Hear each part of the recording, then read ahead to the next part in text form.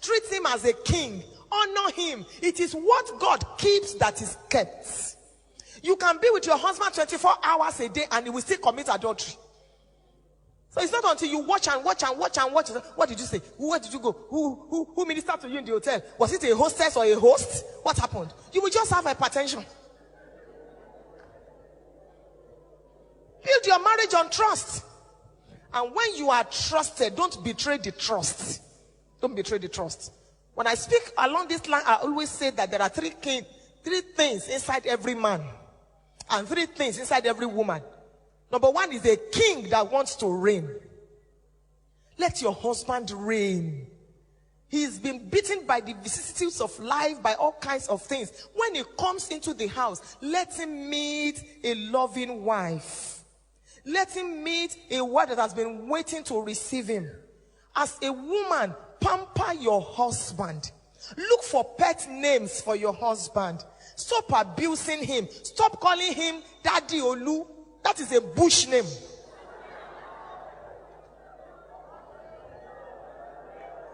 Before those children came, he's been a darling to you. After those children will leave, he will still remain a darling. Look for a beautiful name for your husband. Didi, sweetie, honey, After today, start it. If your husband says we've been married for 10 years, what is all this? Tell him we are just starting now. We're just starting. Same thing with the husband. Pamper your wife. Inside every woman there is a queen. Address your wife that way. Stop shouting at her. At such a time like this, apart from the kingdom of God, you being a blessing to the kingdom of God, you must be a blessing in your home. If as a man, when you arrive, everybody is running helter-skelter, then you are the lion of the tribe of your family. He's coming. Put on the TV. That is coming. Put it off. Something is wrong. You are a boss. You are a tiger. You're not a leader. People should be happy when daddy comes.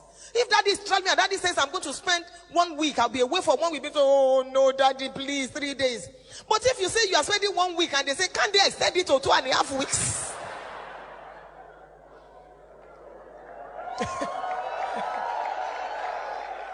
That means when you are not home, there is peace.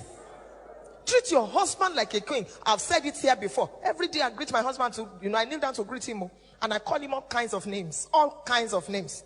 When my telephone rings and it is my husband, you will hear, oh, lo me, oh, nete me, or you are too worldly. His ringtone is different. And you hear me call him, Kabiesio, Kadepelorio, may you live long, my own king. The man too is happy where he is. So he likes calling me every time because he knows what he will hear. At such a time like this,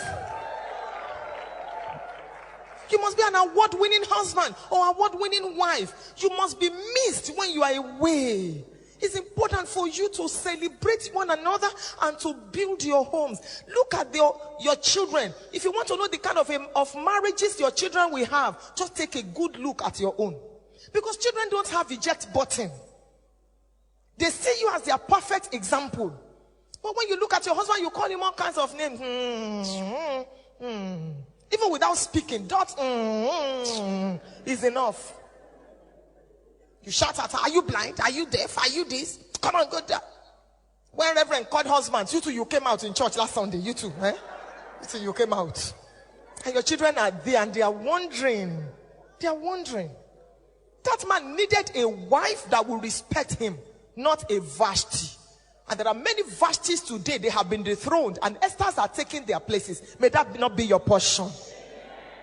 Inside every husband, there is a little boy that wants to play. When last did your husband pillow his head on your laps? When last? You are so busy cooking. 2 hours, you are still cooking in the kitchen. Your husband is watching the news. You are sweating, you are, everything. Sometimes you will even tie wrapper around your breast to make it floppy. And when guests are coming, you go and change. But when your husband is at home, who cares? Take a little fish, put it in your mouth while you are cooking. Come out. Put it on yours. A lot of African marriages, romance has grown wings and flown out of our marriages. Church, sex, business, office. Church, sex, business. That's all. When last did you hold your wife's hand? You will see brother, he's a deacon in church with his big Dex Bible under his armpit. He's going to church. The wife is coming along. Your wife returns from the salon. You can't even look at her and say, how lovely. See my dove. You are lost in the book of Habakkuk. From there you move to the book of Zephaniah.